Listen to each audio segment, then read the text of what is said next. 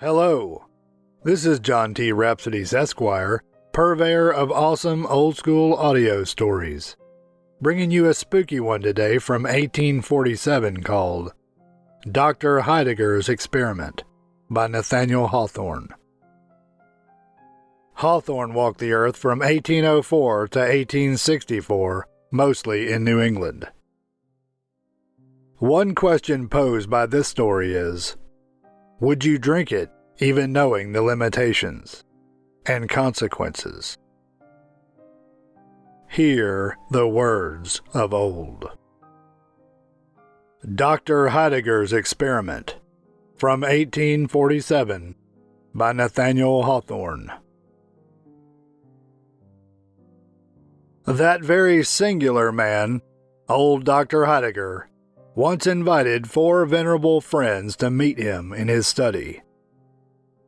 There were 3 white-bearded gentlemen, Mr. Medbourne, Colonel Killigrew, and Mr. Gascoigne, and a withered gentlewoman whose name was the widow Wycherley.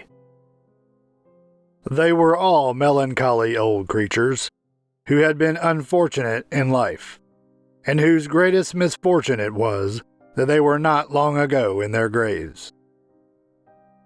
Mr. Medbourne, in the vigor of his age, had been a prosperous merchant, but had lost his all by a frantic speculation, and was now little better than a mendicant. Colonel Killigrew had wasted his best years and his health and substance in the pursuit of sinful pleasures which had given birth to a brood of pains, such as the gout and divers other torments of soul and body. Mr. Gascoigne was a ruined politician, a man of evil fame, or at least had been so, till time had buried him from the knowledge of the present generation and made him obscure instead of infamous.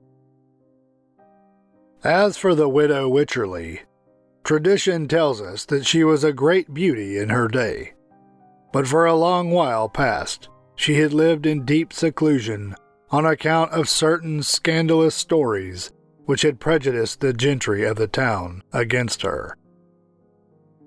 It is a circumstance worth mentioning that each of these 3 old gentlemen, Mr. Medbourne, Colonel Killigrew, and Mr. Gascoigne, were early lovers of the widow Wycherley, and had once been on the point of cutting each other's throats for her sake. And before proceeding farther, I will merely hint that Dr. Heidegger and all his 4 guests were sometimes thought to be a little beside themselves, as is not infrequently the case with old people when worried either by present troubles or woeful recollections. "My dear old friends," said Dr. Heidegger, motioning them to be seated, "I am desirous of your assistance in one of those little experiments with which I amuse myself here in my study." If all stories were true, Dr. Heidegger's study must have been a very curious place. It was a dim, old-fashioned chamber festooned with cobwebs and besprinkled with antique dust. Around the walls stood several oaken bookcases, the lower shelves of which were filled with rows of gigantic folios and black-letter quartos, and the upper with little parchment-covered duodecimos. Over the central bookcase was a bronze bust of Hippocrates, with which, according to some authorities, Dr. Heidegger was accustomed to hold consultations in all difficult cases of his practice. In the obscurest corner of the room stood a tall and narrow oaken closet, with its door ajar, within which doubtfully appeared a skeleton. Between 2 of the bookcases hung a looking-glass, presenting its high and dusty plate within a tarnished gilt frame. Among many wonderful stories related of this mirror, it was fabled that the spirits of all the doctor's deceased patients dwelt within its verge and would stare him in the face whenever he looked thitherward. The opposite side of the chamber was ornamented with the full-length portrait of a young lady arrayed in the faded magnificence of silk, satin, and brocade, and with a visage as faded as her dress. Above half a century ago, Dr. Heidegger had been on the point of marriage with this young lady, but, being affected with some slight disorder, she had swallowed one of her lover's prescriptions and died on the bridal evening. The greatest curiosity of the study remains to be mentioned. It was a ponderous folio volume bound in black leather with massive silver clasps. There were no letters on the back, and nobody could tell the title of the book. But it was well known to be a book of magic, and once, when a chambermaid had lifted it merely to brush away the dust, the skeleton had rattled in its closet. The picture of the young lady had stepped 1 foot upon the floor, and several ghastly faces had peeped forth from the mirror, while the brazen head of Hippocrates frowned and said, "Forbear." Such was Dr. Heidegger's study. On the summer afternoon of our tale, a small round table as black as ebony stood in the center of the room, sustaining a cut-glass vase of beautiful form and elaborate workmanship. The sunshine came through the window between the heavy festoons of 2 faded damask curtains, and fell directly across this vase, so that a mild splendor was reflected from it on the ashen visages of the 5 old people who sat around. 4 champagne glasses were also on the table. "My dear old friends," repeated Dr. Heidegger, "may I reckon on your aid in performing an exceedingly curious experiment?" Now, Dr. Heidegger was a very strange old gentleman whose eccentricity had become the nucleus for 1,000 fantastic stories. Some of these fables, to my shame be it spoken, might possibly be traced back to mine own voracious self, and if any passages of the present tale should startle the reader's faith, I must be content to bear the stigma of a fiction-monger. When the doctor's 4 guests heard him talk of his proposed experiment, they anticipated nothing more wonderful than the murder of a mouse in an air pump, or the examination of a cobweb by the microscope, or some similar nonsense with which he was constantly in the habit of pestering his intimates. But without waiting for a reply, Dr. Heidegger hobbled across the chamber and returned with the same ponderous folio bound in black leather which common report affirmed to be a book of magic. Undoing the silver clasps, he opened the volume and took from among its black leather pages a rose, or what was once a rose, though now the green leaves and crimson petals had assumed one brownish hue, and the ancient flower seemed ready to crumble to dust in the doctor's hands. "Ah, this rose," said Dr. Heidegger with a sigh. "This same withered and crumbling flower blossomed 55 years ago. It was given to me by Sylvia Ward, whose portrait hangs yonder, and I meant to wear it in my bosom at our wedding. 55 years it has been treasured between the leaves of this old volume. Now, would you deem it possible that this rose of half a century could ever bloom again?" "Nonsense," said the widow Wycherley, with a peevish toss of her head. "You might as well ask whether an old woman's wrinkled face could ever bloom again." "Well, watch this," answered Dr. Heidegger. He uncovered the vase and threw the faded rose into the water which it contained. At first it lay lightly on the surface of the fluid, appearing to imbibe none of its moisture. Soon, however, a singular change began to be visible. The crushed and dried petals stirred, and assumed a deepening tinge of crimson, as if the flower were reviving from a death-like slumber. The slender stalk and twigs of foliage became green, and there was the rose of half a century, looking as fresh as when Sylvia Ward had first given it to her lover. It was scarcely full-blown, for some of its delicate red leaves curled modestly around its moist bosom, within which 2 or 3 dewdrops were sparkling. "That is certainly a very pretty deception," said the doctor's friends, carelessly, however, for they had witnessed greater miracles at a conjurer's show. "Pray, how was it done?" "Did you ever hear of the Fountain of Youth?" asked Dr. Heidegger, "which Ponce de Leon, the Spanish adventurer, went in search of 2 or 3 centuries ago?" "But did Ponce de Leon ever find it?" said the widow Wycherley. "No," answered Dr. Heidegger, "for he never sought it in the right place. The famous Fountain of Youth, if I am rightly informed, is situated in the southern part of the Floridian Peninsula, not far from Lake Macaco. Its source is overshadowed by several giant magnolia trees, which, though numberless centuries old, have been kept as fresh as violets by the virtues of this wonderful water. An acquaintance of mine, knowing my curiosity in such matters, has sent me what you see in the vase." "Ahem," said Colonel Killigrew, who believed not a word of the doctor's story. "And what may be the effect of this fluid on the human frame?" "You shall judge for yourself, my dear Colonel," replied Dr. Heidegger. "And all of you, my respected friends, are welcome to so much of this admirable fluid as may restore you to the bloom of youth.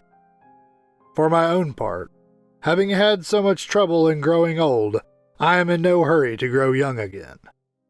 With your permission, therefore, I will merely watch the progress of the experiment." While he spoke, Dr. Heidegger had been filling the 4 champagne glasses with the water of the Fountain of Youth. It was apparently impregnated with an effervescent gas, for little bubbles were continually ascending from the depths of the glasses and bursting in silvery spray at the surface. As the liquor diffused a pleasant perfume, the old people doubted not that it possessed cordial and comfortable properties, and, though utter skeptics as to its rejuvenescent power, they were inclined to swallow it at once. But Dr. Heidegger besought them to stay a moment. "Before you drink, my respectable old friends," said Dr. Heidegger, "it would be well that, with the experience of a lifetime to direct you, you should draw up a few general rules for your guidance in passing a second time through the perils of youth. Think what a sin and shame it would be if, with your peculiar advantages, you should not become patterns of virtue and wisdom to all the young people of the age." The doctor's 4 venerable friends made him no answer, except by a feeble and tremulous laugh. So very ridiculous was the idea that, knowing how closely repentance treads behind the steps of error, they should ever go astray again. "Drink, then," said the doctor, bowing. "I rejoice that I have so well selected the subjects of my experiment." With palsied hands they raised the glasses to their lips. The liquor, if it really possessed such virtues as Dr. Heidegger imputed to it, could not have been bestowed on 4 human beings who needed it more woefully. They looked as if they had never known what youth or pleasure was, but had been the offspring of nature's dotage, and always the gray, decrepit, sapless, miserable creatures who now sat stooping round the doctor's table, without life enough in their souls or bodies to be animated even by the prospect of growing young again. They drank off the water and replaced their glasses on the table. Assuredly, there was an almost immediate improvement in the aspect of the party, not unlike what might have been produced by a glass of generous wine, together with a sudden glow of cheerful sunshine brightening over all their visages at once. There was a healthful suffusion on their cheeks instead of the ashen hue that had made them look so corpse-like. They gazed at one another, and fancied that some magic power had really begun to smooth away the deep and sad inscriptions which Father Time had so long engraved on their brows. The widow Wycherley adjusted her cap, for she felt almost like a woman again. "Give us more of this wondrous water," they cried, eagerly. "We are younger, but we are still too old. Quick, give us more." "Patience, patience," quoth Dr. Heidegger, who sat watching the experiment with philosophic coolness.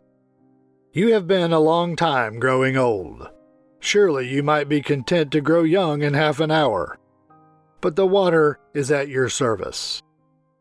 Again, he filled their glasses with the liquor of youth, enough of which still remained in the vase to turn half the old people in the city to the age of their own grandchildren.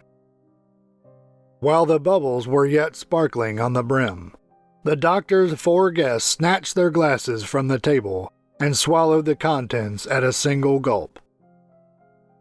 Was it delusion? Even while the draught was passing down their throats, it seemed to have wrought a change on their whole systems. Their eyes grew clear and bright. A dark shade deepened among their silvery locks. They sat around the table 3 gentlemen of middle age and a woman hardly beyond her buxom prime. "My dear widow, you are charming," cried Colonel Killigrew, whose eyes had been fixed upon her face while the shadows of age were flitting from it, like darkness from the crimson daybreak. The fair widow knew of old that Colonel Killigrew's compliments were not always measured by sober truth. So she started up and ran to the mirror, still dreading that the ugly visage of an old woman would meet her gaze. Meanwhile, the 3 gentlemen behaved in such a manner as proved that the water of the fountain of youth possessed some intoxicating qualities, unless, indeed, their exhilaration of spirits were merely a lightsome dizziness caused by the sudden removal of the weight of years. Mr. Gascoigne's mind seemed to run on political topics, but whether relating to the past, present, or future could not easily be determined, since the same ideas and phrases have been in vogue these 50 years. Now he rattled forth full-throated sentences about patriotism, national glory, and the people's right. Now he muttered some perilous stuff or other in a sly and doubtful whisper, so cautiously that even his own conscience could scarcely catch the secret. And now, again, he spoke in measured accents and a deeply deferential tone, as if a royal ear were listening to his well-turned periods. Colonel Killigrew, all this time, had been trolling forth a jolly bottle song and ringing his glass in symphony with the chorus, while his eyes wandered toward the buxom figure of the widow Wycherley. On the other side of the table, Mr. Medbourne was involved in a calculation of dollars and cents, with which was strangely intermingled a project for supplying the East Indies with ice by harnessing a team of whales to the polar icebergs. As for the widow Wycherley, she stood before the mirror curtsying and simpering to her own image, and greeting it as the friend whom she loved better than all the world besides. She thrust her face close to the glass to see whether some long-remembered wrinkle or crow's foot had indeed vanished. She examined whether the snow had so entirely melted from her hair that the venerable cap could be safely thrown aside. At last, turning briskly away, she came with a sort of dancing step to the table.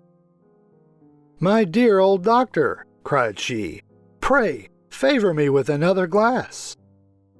"Certainly, my dear madam, certainly," replied the complacent doctor. "See, I have already filled the glasses." There, in fact, stood the 4 glasses brimful of this wonderful water, the delicate spray of which, as it effervesced from the surface, resembled the tremulous glitter of diamonds. It was now so nearly sunset that the chamber had grown duskier than ever, but a mild and moonlike splendor gleamed from within the vase, and rested alike on the four guests and on the doctor's venerable figure. He sat in a high-backed, elaborately carved oaken armchair with a gray dignity of aspect that might have well befitted that very Father Time, whose power had never been disputed, save by this fortunate company. Even while quaffing the third draught of the Fountain of Youth, they were almost awed by the expression of his mysterious visage. But the next moment, the exhilarating gush of young life shot through their veins. They were now in the happy prime of youth. Age, with its miserable train of cares and sorrows and diseases, was remembered only as the trouble of a dream from which they had joyously awoke. The fresh gloss of the soul, so early lost and without which the world's successive scenes had been but a gallery of faded pictures, again threw its enchantment over all their prospects. They felt like new created beings in a new created universe. "We are young! We are young!" they cried exultingly. Youth, like the extremity of age, had effaced the strongly marked characteristics of middle life and mutually assimilated them all. They were a group of merry youngsters, almost maddened with the exuberant frolicsomeness of their years. The most singular effect of their excitement was an impulse to mock the infirmity and decrepitude of which they had so lately been the victims. They laughed loudly at their old-fashioned attire, the wide-skirted coats and flapped waistcoats of the young men, and the ancient cap and gown of the blooming girl. One limped across the floor like a gouty grandfather. One set a pair of spectacles astride of his nose and pretended to pore over the black-letter pages of the Book of Magic. A third seated himself in an armchair and strove to imitate the venerable dignity of Dr. Heidegger. Then all shouted mirthfully and leaped about the room. The widow Wycherley, if so fresh a damsel could be called a widow, tripped up to the doctor's chair with a mischievous merriment in her rosy face. "Doctor, you dear old soul," she said, "get up and dance with me." And then the four young people laughed louder than ever to think what a strange figure the poor old doctor would cut. "Pray excuse me," answered the doctor quietly. "I am old and rheumatic, and my dancing days were over long ago. But either of these happy young gentlemen will be glad of so pretty a partner." "Dance with me, Clara," cried Colonel Killigrew. "No, I will be her partner," shouted Mr. Gascoigne. "She promised me her hand 50 years ago," exclaimed Mr. Medbourne. They all gathered round her. One caught both her hands in his passionate grasp. Another threw his arm about her waist. The third buried his hand among the glossy curls that clustered beneath the widow's cap. Blushing, panting, struggling, chiding, laughing, her warm breath fanning each of their faces by turns, she strove to disengage herself, yet still remained in their triple embrace. Never was there a livelier picture of youthful rivalship, with bewitching beauty for the prize. Yet, by a strange deception, owing to the duskiness of the chamber and the antique dresses which they still wore, the tall mirror is said to have reflected the figures of the three old, gray, withered grandsires ridiculously contending for the skinny ugliness of a shriveled grandam. But they were young. Their burning passions proved them so. Inflamed to madness by the coquetry of the girl widow, who neither granted nor quite withheld her favors, the three rivals began to interchange threatening glances. Still keeping hold of the fair prize, they grappled fiercely at one another's throats. As they struggled to and fro, the table was overturned and the vase dashed into 1,000 fragments. The precious water of youth flowed in a bright stream across the floor, moistening the wings of a butterfly which, grown old in the decline of summer, had alighted there to die. The insect fluttered lightly through the chamber and settled on the snowy head of Dr. Heidegger. "Come, come, gentlemen, come, Madam Wycherley," exclaimed the doctor. "I really must protest against this riot." They stood still and shivered, for it seemed as if gray time were calling them back from their sunny youth far down into the chill and darksome vale of years. They looked at old Dr. Heidegger, who sat in his carved armchair holding the rose of half a century, which he had rescued from among the fragments of the shattered vase. At the motion of his hand, the 4 rioters resumed their seats, the more readily because their violent exertions had wearied them, youthful though they were. "Oh, my poor Sylvia's rose!" Dr. Heidegger cried, holding it in the light of the sunset clouds. "It appears to be fading again." And so it was. Even while the party were looking at it, the flower continued to shrivel up, till it became as dry and fragile as when the doctor had first thrown it into the vase. He shook off the few drops of moisture which clung to its petals. "I love it as well thus as in its dewy freshness," observed the doctor, pressing the withered rose to his withered lips. While he spoke, the butterfly fluttered down from the doctor's snowy head and fell upon the floor. His guests shivered again. A strange dullness, whether of the body or spirit they could not tell, was creeping gradually over them all. They gazed at one another and fancied that each fleeting moment snatched away a charm and left a deepening furrow where none had been before. Was it an illusion? Had the changes of a lifetime been crowded into so brief a space?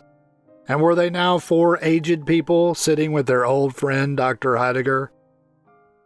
"Are we grown old again so soon?" cried they, dolefully. In truth, they had. The water of youth possessed merely a virtue more transient than that of wine. The delirium which it created had effervesced away. Yes, they were old again. With a shuddering impulse that showed her a woman still, the widow clasped her skinny hands before her face and wished that the coffin lid were over it, since it could be no longer beautiful. "Yes, friends, ye are old again," said Dr. Heidegger. "And lo, the water of youth is all lavished on the ground. Well, I bemoan it not, for if the fountain gushed at my very doorstep, I would not stoop to bathe my lips in it, no, though its delirium were for years instead of moments. Such is the lesson ye have taught me." But the doctor's 4 friends had taught no such lesson to themselves. They resolved forthwith to make a pilgrimage to Florida, and quaff at morning, noon, and night from the fountain of youth. And that concludes Nathaniel Hawthorne's 1847 story called Dr. Heidegger's Experiment. As asked in the introduction, would you drink the water of youth from this story, even knowing the limitations and consequences? Let us know in the comments. This is John T. Rhapsodes, Esquire, purveyor of awesome old-school audio stories. Thank you for listening. You can find more stories like this in the channel's playlists. Find them by staying tuned for the last 20 seconds of this video and clicking on the end screen icon. You can also go to the channel homepage and click on the word Playlists. If you enjoyed this story and would like to hear more, please help me earn the warm embrace of Mr. and Mrs. YouTubes who look with loving favor upon those channels whose listeners faithfully subscribe, like, comment, click the notification bell, and share the videos with their friends so that they too can hear the words of old.